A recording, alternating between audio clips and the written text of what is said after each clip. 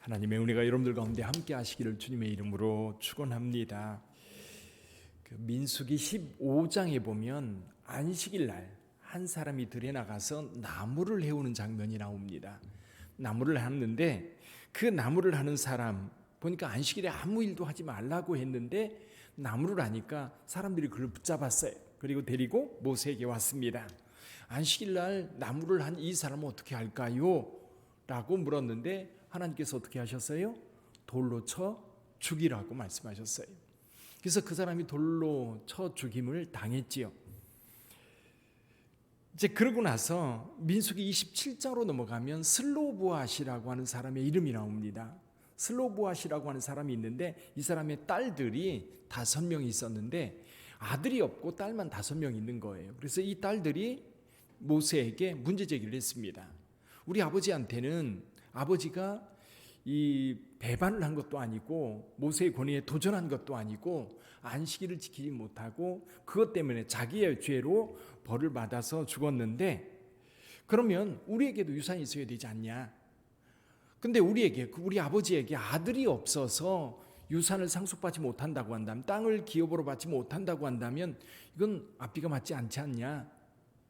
그렇게 문제 제기를 할 때에 모세와 이스라엘 백성들 그리고 하나님께서 이 아들이 없는 자에게도 유산을, 땅을 기업으로 줄 것이라고 말씀을 하십니다. 근데 앞에 15장에 나오는 나무하다가 돌 맞아 죽은 사람과 슬로보앗의 관계, 슬로보앗이라고 하는 사람과 슬로보앗의 딸들 이야기하는데, 이 전통적으로 유대인들은요 이 사람이 바로 슬로보앗이라고 해석을 해왔어요, 오늘까지. 근데 여러분, 이 슬로보앗이 들에 나가서 나무를, 그날 안식일임에도 불구하고 그 나무를 보고서 나무를 해가지고 와서 돌에 맞아 죽게 되는데, 이 나무의 이름이요 아비오나라고 하는 나무입니다. 아비오나. 조그만 관목들, 덤불을 이루는 그런 나무인데 이게 화력이 굉장히 좋다고 그래요. 특히 이제 겨울에 축축하게 비가 오고 그러다 보면 이게 이제 불을 떼서 빵을 굽거나 요리를 해야 되는데, 그럴 때에 이 나무가 굉장히 유용한 그런 화목으로 사용할 수 있다고 그래요. 이 나무를 어디에서 볼 수 있어요? 통곡의 벽에 보면 이 돌들이 이렇게 이제 중간중간 이렇게 높이 쌓여 있는데 거기에 이 나무가 자라는 것을 볼 수 있어요. 나무가 크게 자라는 게 아니라 이렇게 가시덤불처럼 이렇게 자라 있는 모습을 볼 수 있는데 그것이 아비오나입니다. 근데 이 아비오나라고 하는 이 식물의 다른 이름, 다른 별명이 뭐냐면 슬로보앗이에요. 별명이 슬로보앗. 이게 이 아비오나라고 하는 단어 자체가 욕망이라는 뜻이라고 그래요. 욕망. 이게 그 욕망에 이끌려서 이 슬로보앗이 그 나무 때문에 결국 죽임을 당했는데, 그것에 대해서 우리 아들, 딸들이, 이 슬로보앗의 딸들이 우리에게도 기업을 달라, 아버지의 분량을 달라 요구를 했고 허락이 됐어요. 여러분, 이 시대에 딸들에게 유산이 상속된다고 하는 거는요 굉장히 선진적인 겁니다. 굉장히 선진적인 일이에요. 근데 문제가 한 가지 더 생겼어요.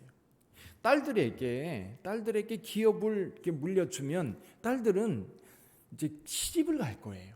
남자를 따라서 시집을 가게 되면 시집가는 거에 대해서 누가 일정한 그 선을 그어서 요 범위 내에서만 결혼해라, 그렇게 말할 수가 없는 거예요.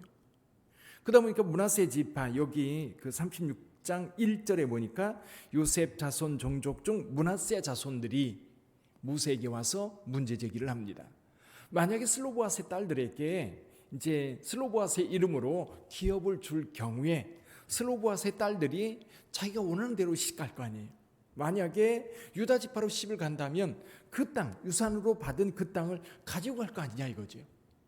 그러면 므낫세 지파 전체가 받은 땅 가운데 일부가 유다 지파로 넘어가는 거 아니냐라는 겁니다. 여기서 충돌이 생겨요. 어떤 충돌이냐면 개인의 유익, 개인의 권리, 개인의 인권, 그래서 개인의 권리와 개인이 가지고 있는 그 권리를 보장해 줄 때 문제가 뭐냐면 이 그룹 전체가 손해가 될 경우가 있는 거예요. 그렇죠? 한 사람의 개인의 자유와 그리고 그의 권리를 인정해 주다 보니까 한쪽에서는 이 공동체 전체에 손해가 끼치는 경우가 발생합니다. 요즘에도 똑같은 문제가 지금 코로나 상황에서 발생하고 있지요. 국민 전체를 위해서 코로나 확산을 방지하기 위해서 통제를 하고 있는데, 또 한편으로 보면 개인의 자유가 그리고 개인의 사업권이 지대하게 영향을 미치는, 그래서 소상공인이라든지 이런 사람들은 이 코로나 사태 확산을 막기 위해서 정부가 노력하는 것은 인정하지만, 그렇다고 우리를 희생해서 이 일을 만들면 안 된다는 거예요. 지금 충돌이 일어나고 있는 거예요.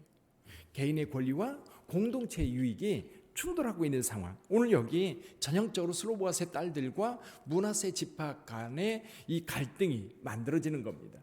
슬로보아스의 딸들의 권리를 인정해 주려고 하다 보니까 므낫세 지파가 손해를 보는 거예요. 그러니까 손해를 보면서 이 개인의 권리를 인정해 주자니 그것도 또 좀 찝찝한 거예요. 그래서 므낫세 지파의 지휘관들이 와서 이 문제를 어떻게 할 거냐. 그래서 이들의 문제 제기도 옳다. 그러니까 슬로보아스의 딸들이 문제 제기했던 것도 옳다. 므낫세 지파 지도자들이 얘기하는 것도 옳다. 그럼 이럴 경우에 적절한 타협점이 나와야 돼요. 즉 개인의 권리를 인정하면서도 공동체의 손해가 되지 않도록 이 적정한 타협점이 뭐였느냐면 이런 거예요. 슬로보아스의 딸들이 다른 지파로 시집가지 않는 한은 아버지의 유산을 물려받는다. 그런데 만약에 다른 지파로 시집갈 경우에는 그 기업을 포기해야 된다라고 이제 규정을 정한 겁니다. 그래서 여기 그 7절에 보면, 그 6절 보면 이렇게 말씀하고 있어요. 6절 보면 슬로보아스의 딸들에게 대한 여호와의 명령이 이러하니라. 이르시되 슬로보아스의 딸들은 마음대로 시집가려니와. 여기 이 마음대로 시집간다라고 하는 것은 굳이 예를 들면 므낫세 지파 안에서만 결혼한다라고 하는 원칙을 세우는 게 아니에요. 다른 지파에게로 갈 수 있어요. 유다 지파나 에브라임 지파나 아니면 뭐 루벤 지파한테로 시집 갈 수 있어요. 누구에게나 시집 갈 수 있는 그 권리는 누구한테 있다? 슬로보아스의 딸들에게 있는 겁니다. 그런데 보세요. 시집 가려니와 오직 그 조상 지파의 종족에게로만 시집 갈지니 그리하면 이스라엘 자손이 기업이 그 지파에서 저 지파로 옮기지 않고 이스라엘 자손이 다 각기 조상 지파의 기업을 지킬 것이니라 하셨나니. 므낫세 지파 안으로 규정하는 이유는 뭐냐면, 므낫세 지파 안에서 결혼할 경우에는 그 유산이 그대로 상속되지만 자유롭게 시집갈 수 있어요. 딴 지파로 갔을 때에는 그 유산은 놓고 가라 이거예요. 놓고 가라. 그것을 슬로보아스의 딸들이요 받아들여요. 받아들여서 슬로보아스의 딸들이 다른 데로 시집가지 않고 므낫세 지파 안에서, 여기 보니까 숙부의 아들들하고 결혼을 했다 그랬습니다. 그래서 그 집안 안에서 결혼함으로 그 유산이 그대로 므낫세 지파 안의 기업으로 남게 되었던 거지. 그래서 여러분, 공동체가요 함께 신앙생활하다 보면 이런 충돌이 있을 때가 많이 있어요.